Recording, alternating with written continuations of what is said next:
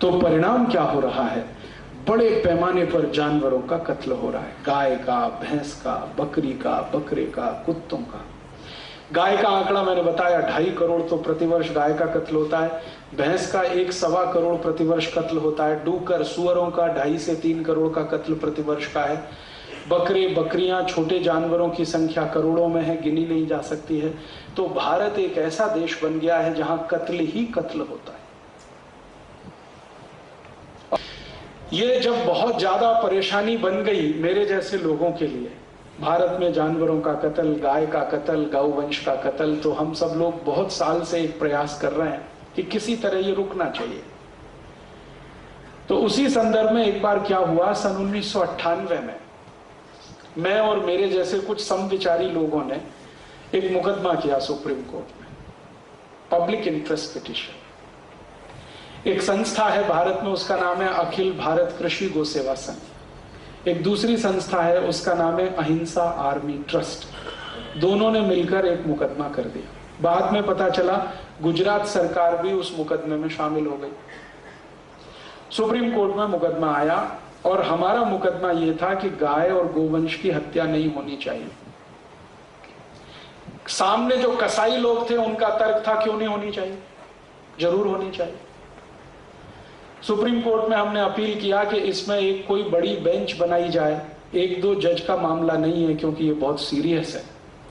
3-4 साल तो supreme court ने स्वीकार नहीं किया, फिर अंत में जाके मान लिया कि अच्छा ठीक है, इसके लिए कॉन्स्टिट्यूशनल बेंच बनाई जाए।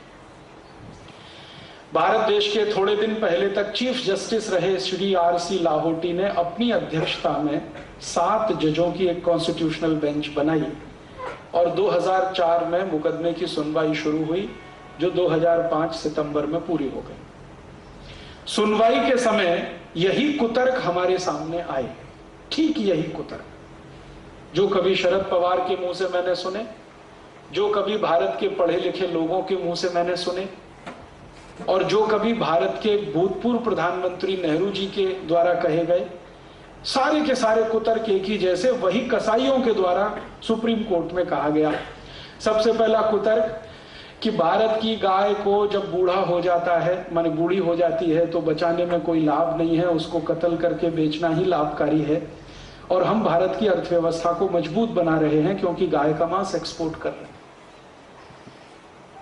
दूसरा कुतर्क, गाय के चारे की बहुत कमी है पूरे भारत में, तो भूखी मरे उससे अच्छा यह है कि हम उसका कत्ल करें, तो कम से कम मांस तो बिके, भूखी मरे तो वो किसी काम की नहीं। तीसरा कुतर्क कि भारत में लोगों को रहने के लिए जमीन नहीं है, गाय को कहां रखे। चौथा कुतर्क, इससे विदेशी मुद्रा मिलती है। और सबसे खतरनाक कुतर्क कसाईयों की तरफ से जो दिया गया वो ये कि हमारे धर्म में लिखा हुआ है कि हम गाय की हत्या करें। This is our religious right. कसाई लोग कौन है आप जानते हैं कि कुरैशी समाज है इस देश में जो सबसे ज्यादा जानवरों का कत्ल करता है। उनकी तरफ से ये कुतर्क सुप्रीम कोर्ट में आए। हमने उनके एक एक कुतर्क का तर्कपूर्वक जवाब दिया, बिना गुस्सा हुए, बिना अपना पेशेंस खोए हुए। उनका पहला कुतर्क आया कि गाय का मांस बेचते हैं तो आमदनी होती है देश को। तो हमने सुप्रीम कोर्ट के सामने पूरे फैक्ट्स एंड फिगर रखे, वो ये कि एक गाय को जब काट देते हैं, कत्ल कर देते हैं, तो उसके शरीर से कितना मांस निकलता है, कितना खून निकलता है, कितनी हड्डियां निकलती हैं। एक गाय का साधारण जो वजन होता है वो 3 से 3.5 कुंटल होता है, स्वस्थ गाय का। इसको हम काटें तो उसके शरीर में से मात्र 70 किलो मांस निकलता है। 1 किलो गाय का मांस जो भारत से एक्सपोर्ट होता है उसकी कीमत है लगभग 50 रुपए। तो 70 किलो मांस निकला, 50 रुपए किलो से जोड़ो, 3500 रुपए का। खून जो निकलता है वो 25 लीटर होता है। खून के भाव से वो लगभग 1,500-2 हजार रुपए का। हड्डियां निकलती हैं वो भी 30-35 किलो। उनका हिसाब जोड़ा तो लगभग 1,000-1,200 रुपए का वो। तो कुल मिलाकर एक गाय को कत्ल करें और हम उसको एक्सपोर्ट कर दें पूरा का पूरा कत्ल करके, खून को भी, मांस को भी, हड्डियों को भी, तो सरकार को या कत्ल करके बेचने वाले को किसी भी स्थिति में 7,000 रुपए से ज्यादा नहीं मिलता। फिर हमने कोर्ट के सामने दूसरी बात कही कि यही गाय को अगर कत्ल नहीं किया जाए तो क्या मिलता है। हमने कत्ल किया तो 7,000 मिलेगा, और अगर हम कत्ल ना करें, इसको जिंदा रखें, तो कितना मिलेगा। तो उसका कैलकुलेशन है, एक गाय दिन में लगभग 10 किलो शेन देती है, गोबर, अगर स्वस्थ है तो, और एक गाय दिन में 2.5 से 3 लीटर मूत्र देती है, अगर स्वस्थ है तो। गाय के 1 किलो शेन से 33 किलो खाद बनती है, फर्टिलाइजर, जिसको ऑर्गेनिक फर्टिलाइजर कहते हैं। 33 किलो 1 किलो शेन से। न्यायाधीश ने पूछा, हाउ इज इट पॉसिबल। तो हमने कहा, आप हमको समय दीजिए और स्पेस दीजिए, हम आपको यहीं सिद्ध करके बताते। उनका यस, ठीक है। तो हमने उनको पूरा करके दिखाया, और सिर्फ करके ही नहीं दिखाया, उनको हमने कहा कि अगर आपको परमिशन हो, प्रोटोकॉल के खिलाफ ये ना जाता हो, तो आप चलिए हमारे साथ, हम आपको दिखाते कहां कहां किन किन खेतों में हम 1 किलो गाय के शेण से 33 किलो खत बना रहे हैं। मेरे अपने गांव में मैं बनाता हूं, मेरे आई बाबा दोनों शेतकरी हैं, खेती करते हैं। मेरे घर में 15 साल से गाय के शेण से ही खेती करता हूं। 1 किलो शेण है तो 33 किलो खत बनता है बड़े आराम से। और 1 किलो खत का अंतरराष्ट्रीय बाजार में जो भाव है वो 6 रुपए है। तो 33 किलो का लगभग 1800 रुपए। 1800 रुपए एक दिन में गाय के शेण से मिलता है, एक दिन में। और गाय का शेण में कोई संडे नहीं होता, वीकली ऑफ नहीं होता, हर दिन मिलता है। तो साल में कितना, 1800 में 365 का गुणा कर लो, ये तो हुआ शेण 1 साल का। और एक गाय की सामान्य उम्र 20 साल है, और वो जीवन के अंतिम दिन तक शेण देती है। तो 1800 गुणा 365 गुणा 20, और ये कैलकुलेशन लगभग लाख रुपए के ऊपर गया, 2 लाख के आसपास आता है। तो मैंने कहा इतना तो मिला, सॉरी 40 लाख के आसपास आता है, 2 लाख गलत बोला। तो 40 लाख रुपए तो मिल जाएगा शेण से। अब आया मूत्र, रोज का 2-2.25 लीटर, और उस मूत्र से 48 औषधियां बनती है। डायबिटीज की औषधि बनती है, arthritis, bronchitis, bronchial pneumonia, tuberculosis, osteomyelitis, osteoporosis, ऐसे 48 रोगों की औषधियां गाय मूत्र से बनती हैं। और गाय के 1 लीटर मूत्र का बाजार में दवा के रूप में कीमत लगभग 500 रुपए इस समय, भारत के बाजार। अंतर्राष्ट्रीय बाजार में तो उससे भी ज्यादा। आपको मालूम है अमेरिका में गोमूत्र पेटेंट है, और अमेरिकन गवर्नमेंट भारत की गाय का मूत्र इंपोर्ट करती है हर साल। कैंसर की मेडिसिन बनाते हैं उससे, डायबिटीज की मेडिसिन बनाते हैं। और अमेरिका में गोमूत्र पर 1-2 नहीं 3 पेटेंट है। तो अगर अमेरिकन मार्केट का अगर कैलकुलेशन करें तो 1 लीटर गाय का मूत्र 1200-1300 रुपए के आसपास बैठता है। तो रोज का 3000 रुपए का मूत्र, और 1 साल का 3000 गुणा 365, और 20 साल का 3365 गुणा 20, इतना तो गाय का मूत्र और गोबर हो गया। फिर इसी गाय के शेण से, गोबर में से एक गैस निकलती है जिसको मीथेन कहते हैं। और मीथेन वही गैस है जिससे आप अपने रसोई घर का भोजन बना सकते हैं, और जरूरत पड़े तो अपनी गाड़ी चला सकते हैं 4 पहिए की। जैसे एलपीजी गैस से गाड़ी चलती है ना, वैसे मीथेन गैस से भी गाड़ी चलती है। तो न्यायाधीश को विश्वास नहीं हुआ, तो हमने कहा आप अगर परमिशन दो तो आपकी कार में हम मीथेन गैस का सिलेंडर लगवा देते, आप चला के देख लो। उन्होंने कहा यस, हमने लगवाया। उनकी कार में मीथेन गैस का सिलेंडर लगवाया, और जज साहब ने 3 महीने वो गाड़ी चलाई, और वो कहते हैं कि इट इज मार्वलस, क्योंकि खर्चा आता है मात्र 50 से 60 पैसे किलोमीटर। और डीजल से चलाओ तो आता है 4 रुपए किलोमीटर। और मीथेन गैस से गाड़ी चले तो उसमें से धुआं बिल्कुल नहीं निकलता, और डीजल से चले तो धुआं ही धुआं निकलता है। और मीथेन गैस की गाड़ी में शोर बिल्कुल नहीं होता है, डीजल की गाड़ी में कान फट जाए इतना शोर होता है। ये सब उनके समझ में आया। फिर हमने कहा कि अगर हम 10 किलो गाय का शेण रोज का इकट्ठा करें तो साल में कितनी मीथेन गैस एक गाय से मिलती है, वो सब कैलकुलेशन, और 20 साल में कितनी मिलेगी। और भारत में इस समय 17 करोड़ गाय हैं, सबका गोबर एक साथ इकट्ठा करें और उसका ही इस्तेमाल करें तो 1,32,000 करोड़ रुपए की बचत इस देश को होती है। बिना डीजल बिना पेट्रोल के हम पूरा ट्रांसपोर्टेशन इस देश का चला सकते हैं। और इतने सारे कैलकुलेशन जब हमने बम्बार्ड कर दिए सुप्रीम कोर्ट पर, तो न्यायाधीश ने मान लिया कि गाय की हत्या करने से ज्यादा उसको बचाना आर्थिक रूप से महत्वपूर्ण है।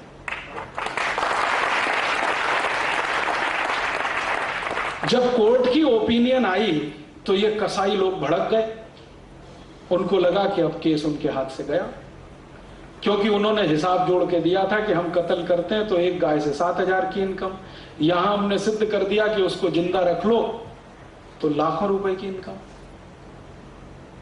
फिर उन्होंने एक ट्रम्प कार्ड चला कसाईयों में, उन्होंने कहा कि ये हमारा धार्मिक अधिकार है कि हम गाय का कत्ल करें, this is our religious right. हमने कोर्ट को कहा कि अगर इनका ये धार्मिक अधिकार है तो जरा इतिहास में पता करो कि जितने भी मुस्लिम राजा हुए किस किसने अपने इस धार्मिक अधिकार का उपयोग किया। तो कोर्ट ने कहा ठीक है, एक कमीशन बनाओ, हिस्टोरियंस को बुलाओ और जितने मुस्लिम राजा भारत में हुए सबकी हिस्ट्री निकालो, डॉक्यूमेंट्स निकालो और किस किस मुस्लिम राजा ने धार्मिक अधिकार का उपयोग किया गाय के कत्ल के रूप में। पुराने डॉक्यूमेंट्स जब निकाले गए तो पता चला कि भारत में जितने भी मुस्लिम राजा हुए उनमें से एक ने भी गाय का कत्ल किया नहीं। उल्टे कई मुस्लिम राजाओं ने गाय का कत्ल रोकने के लिए कानून बनाए। उनमें से एक नाम बता देता हूं, बाबर। बाबर ने अपनी पुस्तक जिसका नाम है बाबरनामा, उसमें लिखवाया है कि मेरे मरने के बाद भी गाय का कत्ल का कानून जारी रहना चाहिए, माने गाय का कत्ल नहीं होना चाहिए। तो बाबर ने तो ये कानून बनाया, हुमायूं ने भी उसी कानून का पालन किया क्योंकि बाबर उसका बाप था, और हुमायूं के बाद जितने मुगल बादशाह थे सबने इसका पालन किया, इंक्लूडिंग औरंगजेब। फिर दक्षिण भारत में एक बड़ा मुस्लिम राजा था, उसका नाम था हैदर अली, टीपू सुल्तान का बाप। उसने एक कानून बनाया था कि अगर कोई गाय की हत्या करेगा तो हैदर अली उसके दोनों हाथ काट देगा, शिक्षा के रूप में, दंड के रूप में। जम्मू कश्मीर में जितने मुस्लिम राजा हुए सबने कानून बनाए, गाय की हत्या कोई करेगा तो उसको मृत्यु दंड।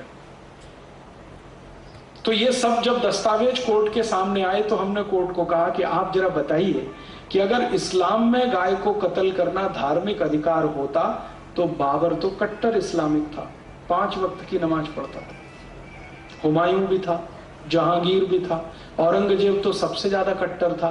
तो इन्होंने क्यों नहीं गाय का कत्ल करवाया, और क्यों गाय का कत्ल रोकने के कानून बनवाए? क्यों हैदर अली ने कानून बनाया कि गाय का कत्ल करेगा तो हाथ काट देंगे उसका? क्यों टीपू सुल्तान ने उस कानून का पालन किया? तो हमने कोर्ट से कहा कि आप अगर हमें इजाजत दें तो हम कुरान शरीफ, हदीस, जितनी भी पुस्तकें हैं वो पेश करते हैं और उनमें से कहां लिखा है गाय को कत्ल करो, ये हम जानना चाहते हैं। और आपको पता चलेगा कि इस्लाम की कोई भी धार्मिक पुस्तक में नहीं लिखा है कि गाय का कत्ल करो। हदीस में तो लिखा हुआ है कि गाय की रक्षा करो क्योंकि वो तुम्हारी रक्षा करती है। पैगंबर मोहम्मद साहब का स्टेटमेंट है कि गाय अबोल जानवर है इसलिए उस पर दया करो। एक जगह तो ये लिखा है कि गाय का कत्ल करोगे तो 2 जख में भी जमीन नहीं मिलेगी, माने जहन्नुम में भी जमीन नहीं मिलेगी। तो फिर हमने कहा कि अगर मोहम्मद साहब ये कहते हैं, कुरान ये कहती है, हदीस ये कहती है, तो फिर ये गाय का कत्ल करना धार्मिक अधिकार कभी से हुआ भारत में? इनको पूछो जरा कसाईयों को। तो वो बौखला गए। हमने कहा अगर मक्का मदीना में कोई किताब हो तो ले आओ, उसमें भी देख लेते हैं। कोर्ट ने उनको 1 महीने की परमिशन दिया कि आप 1 महीने में ऐसा कोई दस्तावेज ला के दे दो जिससे ये पता चलता हो कि गाय का कत्ल करना इस्लाम का मूल अधिकार है। मान लेंगे। 1 महीने तक भी कोई दस्तावेज नहीं मिला तो कोर्ट ने कहा कि अब हम ज्यादा समय नहीं दे सकते, और पिछले साल 26 सितंबर सन 2005 को सुप्रीम कोर्ट ने जजमेंट सुना दिया। वो जजमेंट की कॉपी मेरे पास है, अगर आप में से किसी को इंटरेस्ट हो तो इसकी फोटोकॉपी ले सकते हैं। और अगर आपके पास इंटरनेट की फैसिलिटी हो तो www.supremecourtcaselaw.com ये वेबसाइट एड्रेस है सुप्रीम कोर्ट का, उस पर से इसको डाउनलोड कर सकते हैं।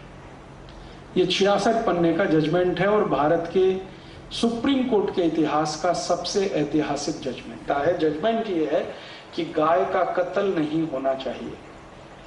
और दूसरा जजमेंट का पार्ट है कि भारत की सभी राज्यों की सरकार को इसकी जिम्मेदारी लेनी है कि उनके राज्य में गाय का कत्ल नहीं हो। और जजमेंट का तीसरा पार्ट है कि भारत का हर नागरिक जिसको संविधान से अधिकार है नागरिकता का, अब उसकी जवाबदारी है कि वो गोरक्षा करे। और आपको सुनकर आश्चर्य होगा कि ये पहला जजमेंट है सुप्रीम कोर्ट का जिसमें कोर्ट ने कहा है कि भारत के नागरिक को गाय बचाने की जिम्मेदारी लेनी है। सरकार को तो लेनी है, नागरिकों को भी लेनी। माने आप सब इससे बंधे हुए हैं। और उस मंगल पांडे ने इतिहास बना दिया। वो फांसी पर चढ़ गया लेकिन अपने मुंह से गाय की चर्बी के कारतूस उसने नहीं खोले, और जिस अंग्रेज अधिकारी ने उसको मजबूर किया उसको गोली मार दी उसने, मंगल पांडे। तो हमने कहा था ये बात कि भारत की आजादी का इतिहास शुरू होता है गाय की रक्षा से। इसलिए गाय की रक्षा उतनी ही महत्वपूर्ण है जितनी हमारी आजादी। और